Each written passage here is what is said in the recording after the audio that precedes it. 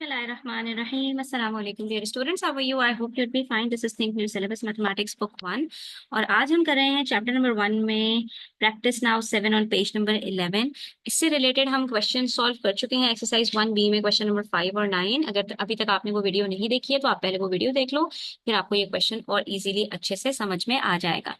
तो यहाँ पर हम बेसिकली एक जो है वो टर्म को डिस्कस करने वाले हैं जो आपको बहुत ज्यादा अच्छे से समझनी है। अगर वो टर्म आपको समझ में आ जाएगी तो आपके पास दो डिफरेंट टाइप्स के क्वेश्चंस आते हैं, वो आप इजीली सॉल्व कर पाओगे। ठीक है, ये टॉपिक हमारा mental estimation of square roots and cube root से रिलेटेड है। एक तो बच्चों आपके पास होते हैं square and square roots, cube and cube roots, इसको हम डिटेल से डिस्कस कर चुके हैं पहले भी।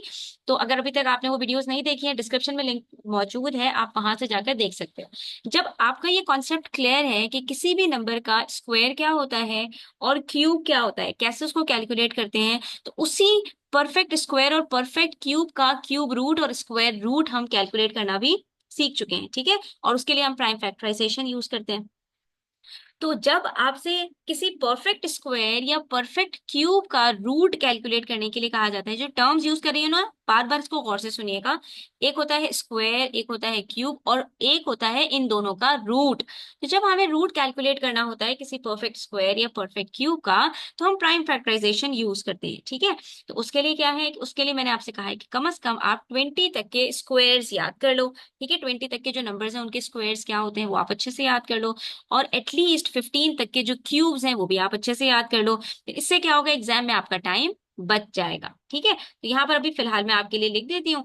और उसके बाद फिर हमने देखना है कि अगर हमारे पास कोई परफेक्ट स्क्वायर या परफेक्ट क्यूब ना हो और हमें उसका रूट कैलकुलेट करना हो, तो वहां पर हम क्या करेंगे। ठीक है, तो बच्चों सबसे पहले तो आप अपने पास यहाँ पर स्क्वायर्स लिख लो। 1 का स्क्वायर 1, 2 का स्क्वायर 4, 3 का स्क्वायर 9, 4 का स्क्वायर 16, 5 का स्क्वायर 25, 6 का स्क्वायर 36। ठीक है, हम बार बार इन चीजों को डिस्कस करते हैं ताकि ये आपको अच्छे से याद हो जाए। 8 का स्क्वायर 64, 9 का स्क्वायर 81 और 10 का स्क्वायर 100। अब यहाँ पर मेरे पास इनमें से, अभी मैं सिर्फ 10 तक के लिख रही हूँ बच्चों, आपके पास कोई सा भी नंबर आ सकता है। अब इनमें से मेरे पास जो ये परफेक्ट स्क्वायर्स हैं, इनमें से किसी का भी मुझे रूट फाइंड आउट करना होगा, तो प्राइम फैक्टराइजेशन के थ्रू मैं इजीली अपने रूट तक पहुंच जाऊंगी। 4 का स्क्वायर रूट क्या होगा 2, 9 का स्क्वायर रूट क्या होगा 3। ठीक है, 6 कैसे कैलकुलेट करते हैं, ये सारी चीजें मैं बार बार कह रही हूँ, हम ये डिस्कस कर चुके हैं। 25 का स्क्वायर रूट 5। तो यहां से यहां जा रहे हैं तो क्या कर रहे हैं, स्क्वायर कैलकुलेट कर रहे हैं, और यहां से वापस आ रहे हैं तो स्क्वायर रूट कैलकुलेट कर रहे हैं। 36 का स्क्वायर रूट 6, 49 का स्क्वायर रूट 7, 64 का स्क्वायर रूट 8, 81 का स्क्वायर रूट 9 और 100 का स्क्वायर रूट 10। अब ये तो हमारे पास सिर्फ 1 से लेके 100 तक 10 नंबर्स हैं जो परफेक्ट स्क्वायर्स के अंदर आते हैं। इसी तरह से हमारे पास 3 या 4 सिर्फ परफेक्ट क्यूब्स हैं जो 1 से 100 तक के बीच में हमारे पास है। तो हम यहाँ पर डिस्कस कर लेते हैं। 1 का क्यूब होता है 1, 2 का क्यूब होता है 2 2 जार 4 2 जार 8, 3 का क्यूब होता है 3 3 जार 9 3 जार 27, 4 का क्यूब होता है 4 4 जार 16 4 जार 64, और 5 का क्यूब हमारे पास 100 से बड़ा होता है 5 5 जार 25, 25 5 जार 125। ठीक है, तो ये हो गए क्यूब। अब इन्हीं का क्यूब रूट कैलकुलेट करना हो तो 1 का क्यूब, यहाँ पे छोटा सा 3 लगाते हैं तो वो 1 होगा। ये भी प्राइम फैक्टराइजेशन के थ्रू हम कैलकुलेट करते हैं। 8 का क्यूब रूट कैलकुलेट करेंगे तो वो 2 आएगा। 27 का क्यूब रूट कैलकुलेट करेंगे तो वो 3 आएगा। ठीक है, 64 का क्यूब रूट कैलकुलेट करेंगे तो वो 4 आएगा, और 125 का क्यूब रूट कैलकुलेट करेंगे तो वो हमारे पास 5 आएगा। अब इन नंबर्स के अलावा स्क्वायर की बात करें अगर, तो 1 4 9 16 25 36 49 64 81 और 100, इनके अलावा हमारे पास स्टूडेंट्स किसी भी नंबर का अगर हमें स्क्वायर रूट कैलकुलेट करना होगा तो आपसे वहां पर सवाल में फाइंड का वर्ड यूज नहीं किया जाएगा, बल्कि आपसे कहा जाएगा एस्टिमेट। एस्टिमेट का मतलब होता है अप्रोक्सीमेटली, अंदाजन, करीब करीब, इससे मिलता जुलता, आगे पीछे कोई नंबर तलाश करो जो कि आपके पास 123 का स्क्वायर रूट बन सके। तो हम पहले यहाँ पर देखते हैं कि अगर हमारे पास हमें 2 का स्क्वायर रूट कैलकुलेट करना हो, या 3 का स्क्वायर रूट कैलकुलेट करना हो, या 5 का करना हो, ठीक है, या 6 का करना हो, 7 का करना हो, यानी परफेक्ट स्क्वायर के अलावा किसी भी नंबर का अगर हमने स्क्वायर रूट कैलकुलेट करना है, इसी तरह से 15 का करना हो, या 26 का करना हो, या 38 का करना हो, तो अब हम यहाँ पर बच्चों क्या करते हैं कि हम ढूंढते हैं कि इसके करीब करीब हमारे पास कौन सा परफेक्ट स्क्वायर है। ठीक है, तो इसको कहते हैं एस्टिमेशन। एक्यूरेटली कैलकुलेट नहीं करना, फाइंड नहीं करना, वो भी हम एक्चुअली कर तो चुके हैं कि अगर आपको स्क्वायर रूट कैलकुलेट करना हो तो डिवीजन मेथड हमने आपको सिखाया है, बट अभी वो आपके लेवल पर थोड़ा सा डिफिकल्ट है। और अगर आप वो मेथड नहीं यूज करना चाहते तो आप होल नंबर में भी अपना स्क्वायर रूट लेकर कैसे आ सकते हो। आपने सिर्फ और सिर्फ ये देखना है कि 2 मेरे पास कौन से परफेक्ट स्क्वायर के करीब है। अब 2 मेरे पास 1 और 4 दो परफेक्ट स्क्वायर के बीच में आता है, लेकिन 2 1 से ज्यादा करीब है, तो हम यहाँ पर कहेंगे 2 इज अप्रोक्सीमेटली इक्वल्स टू 1। और क्योंकि 1 का स्क्वायर रूट होता है 1, तो 2 का स्क्वायर रूट करीब करीब अप्रोक्सीमेटली 1 ही होगा। लेकिन अगर 3 की बात करें बच्चों, तो 3 4 से ज्यादा करीब है। जो नंबर जिस परफेक्ट स्क्वायर के करीब होगा हम उसको यहाँ पर उसके करीब लिखेंगे, और उस परफेक्ट स्क्वायर का स्क्वायर रूट देखेंगे कि वो क्या है हमारे पास। तो 4 का स्क्वायर रूट तो 2 होता है, यहाँ पर इज इक्वल्स टू का साइन लगाएंगे तो हम कहेंगे कि भाई 3 का भी जो स्क्वायर रूट है वो करीब करीब, यहाँ पर दो साइंस के डिफरेंस आप देख लीजिए।